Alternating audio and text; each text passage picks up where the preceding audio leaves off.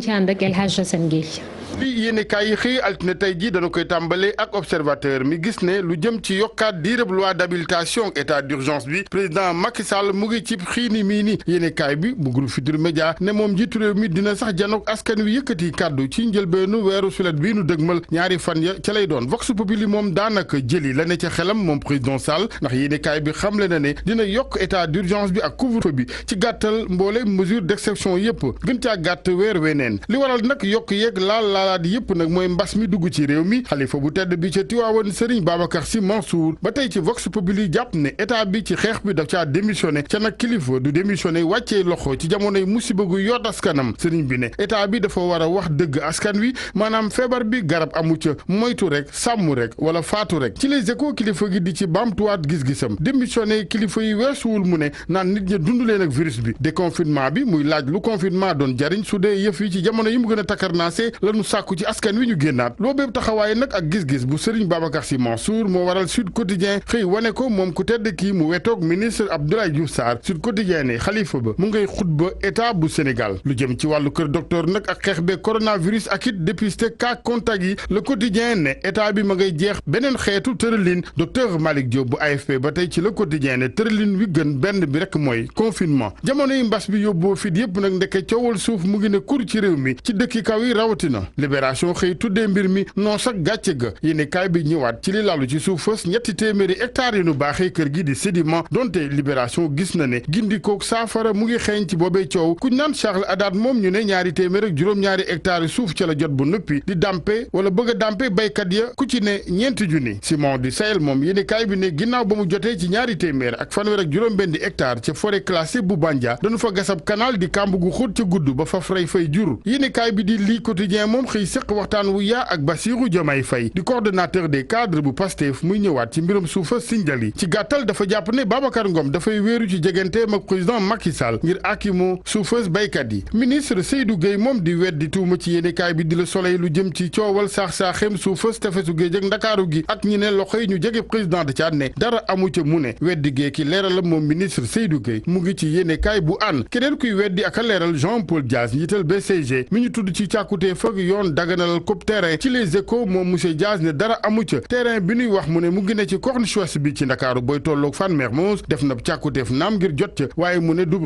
régularisation la bëgg marché Sandaga moom taax mu mag ma jëmmal boobee marché laas ne ajjuma lañu koy daaneel la ci kilifa yi jublu nag mooy tabaxaat ca bërëb ba marché bu méngoog jamono marché buy sàmmal ña fay jaay ak seen i client seen kaaraange ak seen wér gu yaram waaye boobee mbébét nag du ñëpp ci ànd am nay commerçant yu taxaw fipp lañu bëgg mooy anam yenn yi teew laata yëkkati gi laas ne kilifa gu tedd gi ca Touba Serigne Mountakha Bassirou Mbacké moom ànd na ci mbébét ak yeesal gi ca woolu na ñaari wàll yi séq boobee réeru la tribune moom bateau turki bi Senelec loué gaare ko ci waaxi Ndakaaru yi ngir toggam courant la xëyee dib centrale électrique turque ñu ne su weesoo koppar yu bari yi mu nu jural am na lu ca yoot askan wi ci wàllu jafe-jafe wér-gu-yaram ay jafe-jafe noy ak feebaru xol ak yeneen wàllu yoon waa Grand Place xëyee mbiram boo muk soxna si di Binta Camara ca Tamba ci yéenekaay bi Papa Aline Fall mi ñu toppee boom gi di xamal ëttu àtte bi ne yëf yi du boom waaye accident bu jur bakkan la fitna moo yeewu seen diggante jàppante am mu ne mu bëmax soxna si ci la daanu ca lal ba jiital bopp ba deret ji sotti lu ci mën di am yéenekaay bi xamal nanu ne ñaari fan ci weeru sulet wi ñu dëgmal la dogalab àtte bi enquête yéenekaay moom la mu xëy def ca gëstu tey mooy ñàkk xajuwante ci wàlluk diine gi mu gis ne mu ngi màgg ndànk-ndànk ci réew mi ak it ay kilifay diine yu ñuy ñàkkee worma ak saaga naka noonu lankal ñenn ñi seenub rob ak ay dérapage ci plateau télé yi socio anthropologue bi des religions di Papa Serigne Sylla moom gis na daanaka ne xajuwante gi mu ngi sukuraat Oustaz Alioune Sall ba tey ak yéenekaay bi dafa jàpp ne moom plateau télé yi ak débat yi lañu war a xoolaat naka noonu ñenn cay invité waaye it ña leen di invité maanaam animateurs yi RFM moom juumul ci daa invité saa su ne kii di docteur Aloyse Waly Diouf ndax enquête xëy na dinu ko nataal njàmbaar ga ay jaar-jaaram mandarga yemu baax ca ministère de la santé yéenekaay bi duppe ko serviteur de toutes les causes moom Aloyse Waly Diouf jamonoy pal geeg poste yeneen la mu ciy rëccu rek mu ne mooy li yaayam fekkewul lépp ñu ngi koy ñaanal yoonu lerange ak ndam. jërëjëf El Hadj Assane Gueye sant leen yéen tam ci ànd beeg télévision Futurs Médias 19h30 incha allah.